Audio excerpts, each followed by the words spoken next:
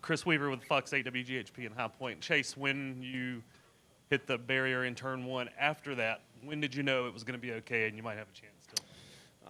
Yeah, I mean, I definitely at the time I thought we were done for sure, and I could see they were showing it up on the big screen. I could see the big screen down the back, and I was looking at it, and I was like, well, the hood's not that bad, but I thought the splitter was knocked up, and I felt like if that was going to be the case, then we were probably done from there, and obviously just a really stupid mistake. I mean, I'm not sure that you could do something more stupid than that. So if there ever is a notebook of things not to do, that should be number 1 in that book.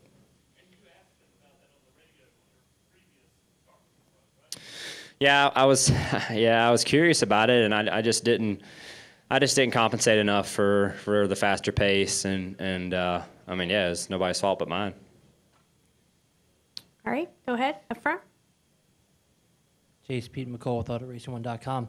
You've had your first win came in Watkins Glen a couple years ago. How does this racetrack compare to Watkins Glen as a road course? It doesn't. I mean, other than you turn right, it's really different. But I feel like this track is more similar to Sonoma than I think it is Watkins Glen for sure. But it's still road course racing, and it's still the fundamentals I think are similar, but the track surface and the condition and everything is definitely suits more of a Sonoma style than Watkins Glen. All right, Peter, I believe you had a question, and then we'll go to Jeff. Peter Strada, TSJ Sports. Chase, you've won races at each of the next 3 tracks in the round of 12. Do you anticipate a win coming in the next 3 weeks? I hope so. Nice to have an extra 6 points going into the next round for sure. We'll go to work on Dover on Tuesday and start our prep and really think about the next one. But it's hard to carry anything really from today into next week just because it's back to the ovals and anything we learned today from a road course standpoint. Obviously we don't have another one the rest of the year, but can definitely take those 6 points with you as long as you're alive in this playoff system, and hopefully we don't need them, but we got them, and hopefully it's good either way, so we have them. All right, Jeff, go ahead. We can get a microphone to Jeff, please. Hey, Jeff Gluck from The Athletic. Your celebration is obviously in the Hall of Fame of celebrations. At what point did it occur to you, you know what, I'm going to just drive it back down there and stuff it in there and do a burnout? I was coming back on the front stretch, and I saw that dang thing, and I was like, well, I couldn't pass this opportunity up to go down here and redeem myself a little bit in turn 1. So I was pretty excited about that one. I'm typically not very quick-witted, but I was really proud of that. I was pretty fired up, and definitely, it should have never been special in the first place, but since I went out of my way to make it special today, I felt like I had to go back and see it one more time. All right, I believe I had a question here in the middle. Perfect.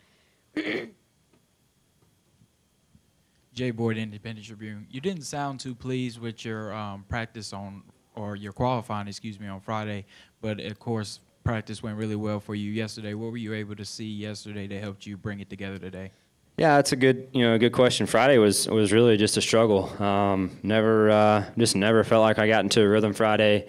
Spun out there in qualifying, made a dumb mistake there too, and that set us back.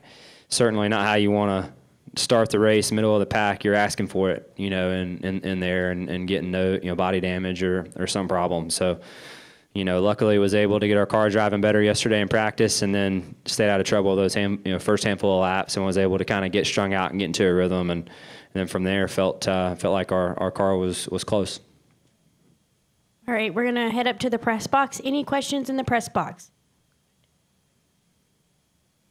Motorsport.com. Chase, in the several weeks leading up to your win at Watkins Glen, you guys had struggled a lot with performance. I was just wondering, since then, up till today's victory, do you feel you guys have corrected some of the problems that you thought you had or addressed, and feel that it's put you in a good position to challenge for the championship?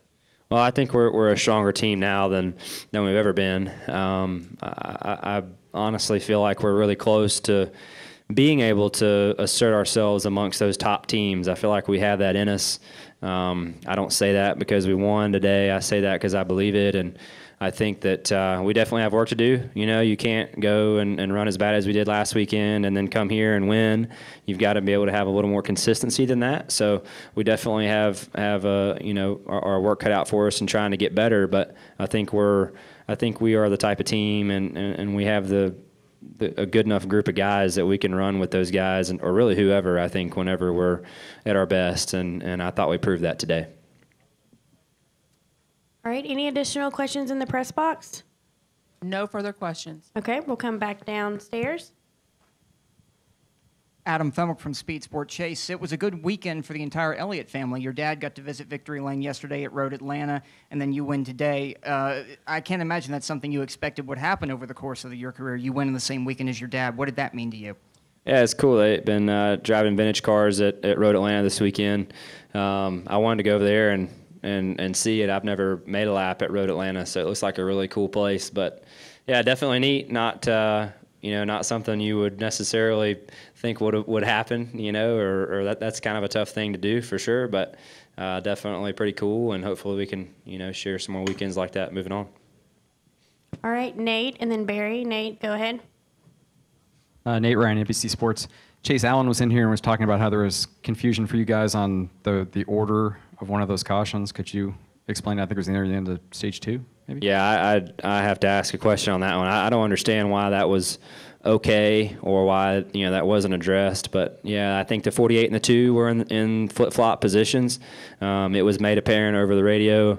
I think Jimmy made a very conscious effort to move down and try to swap with the 2, and the 2 wasn't having it. So that was his decision, but they let him run with it, and I'm not sure. So yeah, I can't answer that. I think they were supposed to swap spots, and one of them did, and the other one didn't. So I mean, you tell me.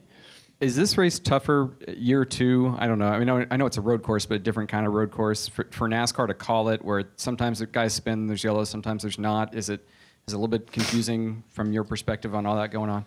Yeah, I mean, I don't know what, obviously that's a discretion call for whoever makes that decision. If they think somebody's wrecked bad enough or whatever, I guess, then they put the caution out, or I don't know. But that's not really for me to concern myself over. I don't make that decision. So, luckily for us today, the cautions fell at a good time, and honestly had more cautions there at the end than what I was wanting, but you don't always get what you want, and luckily it worked out for us, though. All right, Barry. Barry Richmond, WAKG, Piedmont Broadcasting Corporation. You've demonstrated your abilities at just about every venue you've been, but it seems like the road course seems to suit your style very well. Does a road course typically challenge a driver more, or is a road course just a road course, or oval is an oval? Yeah, I mean, it's tough. I mean, they're very different. I feel like your approach and how you drive the cars are very different. But I feel like you have to be able to be good at all of them. There's really just not an area I don't think that you can be bad at nowadays and expect to compete with the guys who win championships in this deal. So, we put as much emphasis on the road courses just as we do the other races. And sometimes they have gone well and sometimes they haven't. We've had our struggles at Sonoma and Watkins Glen, really, for that matter, and had our struggles here on Friday. So, I mean, it's not just a guarantee you're going to run good. It's definitely a challenge, and it can be a challenge for whoever. All right, David, go ahead. David Scott from the Charlotte Observer. Chase, I know it was a foam barrier, but when you're going head on into something like that at that kind of speed, what are you thinking? What's going through your mind? I was just thinking, you idiot, like, what did you just do? More than anything, but I hit it pretty hard. I thought it hurt it a lot worse than what it did, and luckily the splitter didn't get knocked up, and that was the saving grace of the whole thing. It was just kind of cosmetic hood damage and didn't bust the radiator.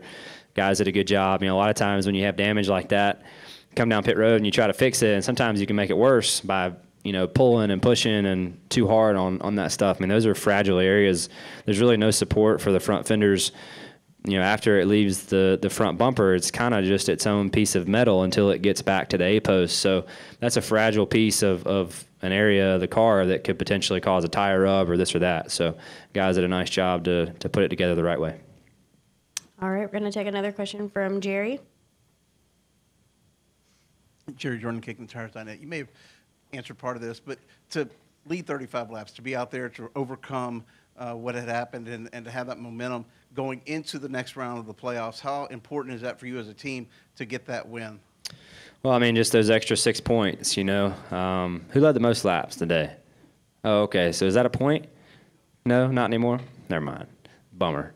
But anyway, so yeah, I guess 6 points, that's a big deal, regardless. And obviously you wanted to win, but those 6 points stick with you, and you can't put a price tag on that. And you hope it doesn't come down to 6 points. You hope that you're cruising through and you're able to run good enough, or better yet, win. But they're nice to have for sure. And like I said, you can't put a price tag on it. I mean, those guys that have 5-6 wins are pretty well cruising to Homestead. So you know that, and that's the goal when we get to Daytona in February, is to try to get up enough wins where, these rounds, if you have a bad race, that, you can keep digging. All right. Any final questions for Chase? Okay, we'll take Kelly and then Mike, and that will be our final two. Kelly, CrownRacer.com. Chase, I just wanted to go back to the accident. What was going on behind the wheel? Did it look as smooth, or was it as smooth as it looked on TV when you hit the tire barrier and then seemed like you were quickly in reverse and got yourself going again? Yeah, I knew long before I hit it that I was going to hit it, so I was just thinking about reverse and getting out of there and finding a hole to crawl in as fast as possible, because that was pretty dumb. Well, it's a good thing you didn't crawl in that hole. Yeah, Turned out definitely. okay. All right, Mike, we'll take you as our final question. Yeah, that wasn't bad. Mike Neff from FrontStretch.com and Race Brotherhood Foundation. Congrats on getting to reverse very quickly, because that usually seems to be a challenge in these cars, but you were in reverse in a hurry. On this course, and I don't know if it's because it's the Roval or if it's just the way this one lays out, but most of the time on road courses, passing is done under braking, and you out-brake a guy and beat him in. We didn't get to see all of your overtakes today, but it seemed like most of them were actually on acceleration and coming off of corners faster. Is that just the nature of this course, or was it the way your car was running? You just try to take advantage of wherever your strong points are, and I just didn't feel at other places, braking zones are and I think here a braking zone would be a great place to pass.